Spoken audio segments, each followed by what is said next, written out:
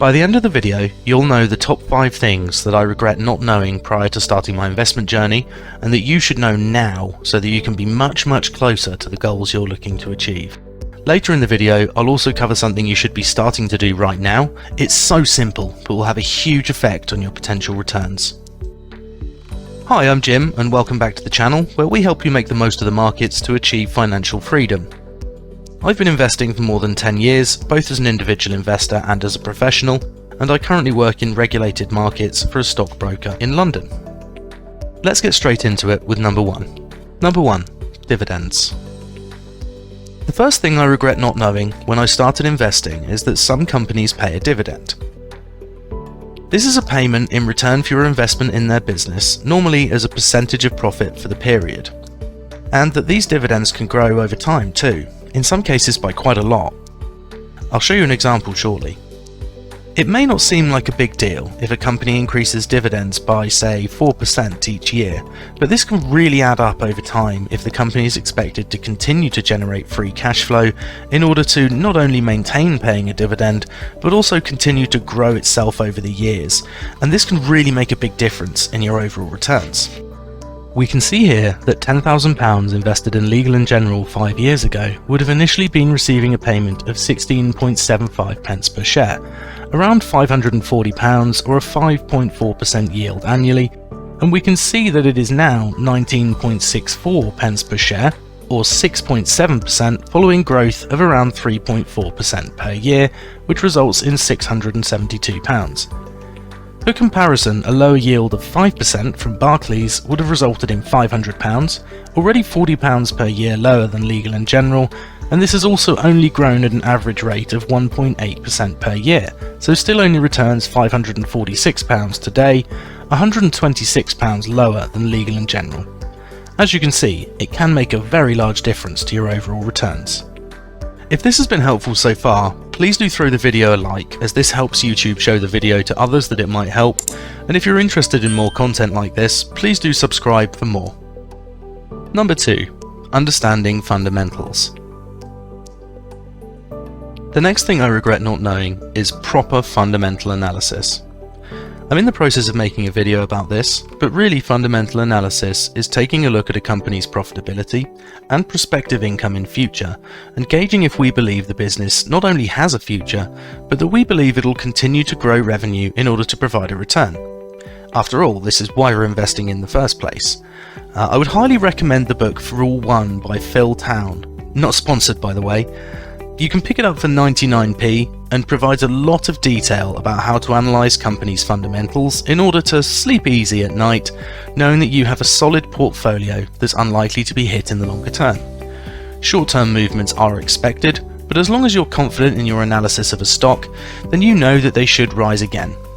Take a look at this advice from legendary investor Peter Lynch and you'll see what I mean.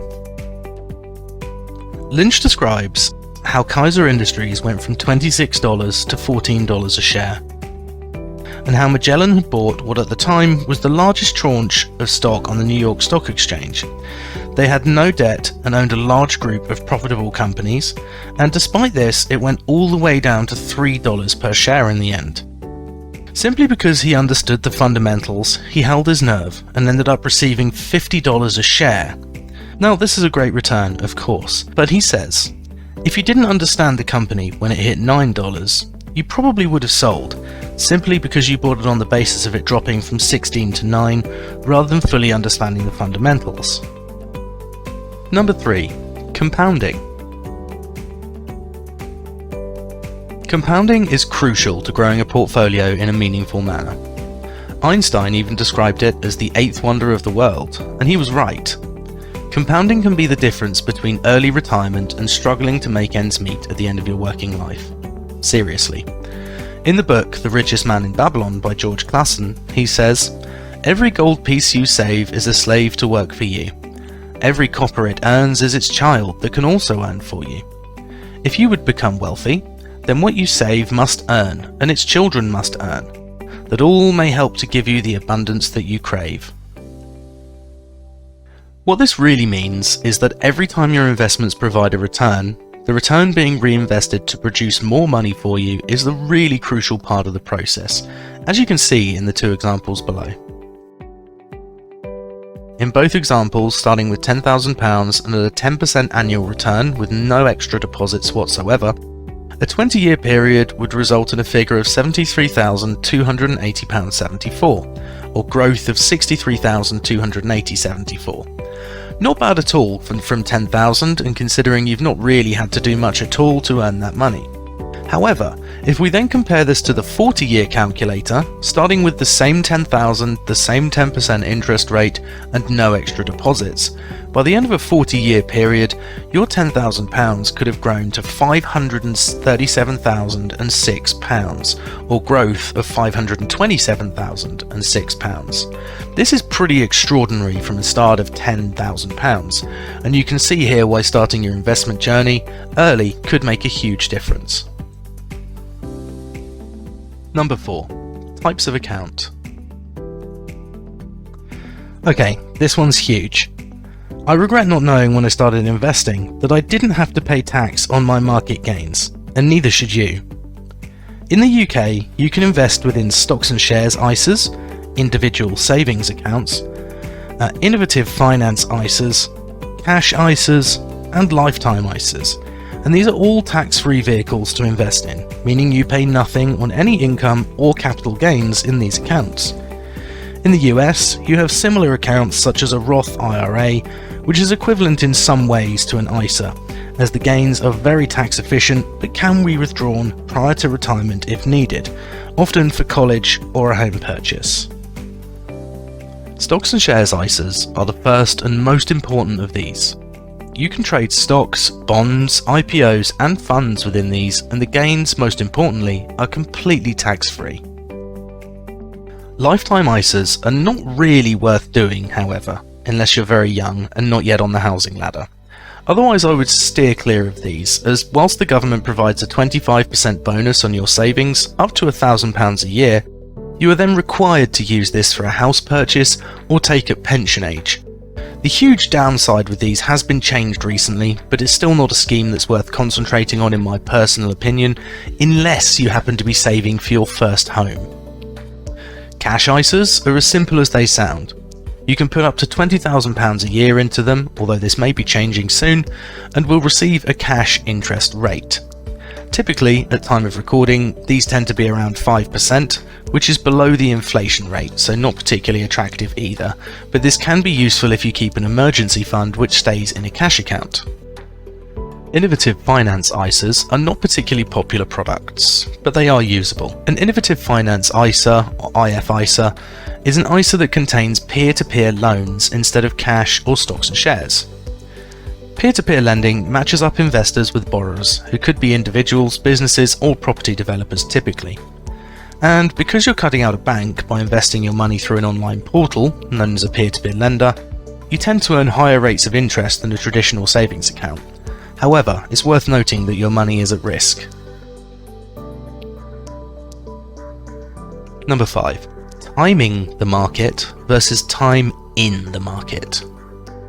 Now, this statement annoys me a little bit, and you'll see why. There's an awful lot of information online about this subject, and the most commonly held conclusion from broad data is that time in the market, i.e. length of time invested for, can provide better returns than timing the market, i.e. buying stock or funds at specific, potentially lower prices. As a broad whole-of-market statement, this would be true. However, when looking at individual equities, timing your purchase can be crucial. Let's take the example of a recently listed AI-focused company, Cycle AI, ticker CYK. The company was listed at 3p, and within one day of trading was up to 10p. This represents a potential profit margin of 233% if you had timed it correctly and been able to participate in the IPO, an initial public offering. This is the first time a company is publicly tradable, meaning you can purchase shares through a brokerage account. Waiting one day to purchase in this case would have meant that you buy at 10p, and with a current market price of 10.75, your potential gains there would be limited to 7.5%. Still not a bad gain for one day, but clearly in this instance, timing your buy is crucial in order to not miss out. As always, please remember that this is not financial advice, a recommendation to buy or sell, or regulated advice. There's a disclaimer in the description. If you do wish to receive regulated financial advice, please feel free to send me a mail and I'll be happy to speak with you on a regulated platform and assess suitability. Now finally, if you've got this far, thanks for watching and I hope it's been helpful. We'll now cover the first thing that I would do right now if I was in the first few years of my investment journey, in 3 simple steps. Establish a goal. This might sound really basic, but the number of clients I've spoken to whose only goal is to make more money. Okay, that's great, but what's it for? How much do you need? How long do you have? And most importantly, are you being realistic? Many investors want to make as much money as possible, but have no plan to get there. Their plan would look something like: number 1, get paid. Number 2, invest money. 3, question mark, question mark, question mark. Number 4, profit. Obviously, we're all looking to make a profit. Why invest otherwise? But without firm goals which include a time frame and an amount, you're really just dreaming. Firstly, establish what you are planning to do. Is it to retire at 40 and you're currently 20? Are you 40 and intend to supplement retirement income, for example? Secondly, find a realistic figure that would be appropriate for your goal. You may say, I think I need $3 million in the market to provide me a passive income I could comfortably live on and draw down if needed.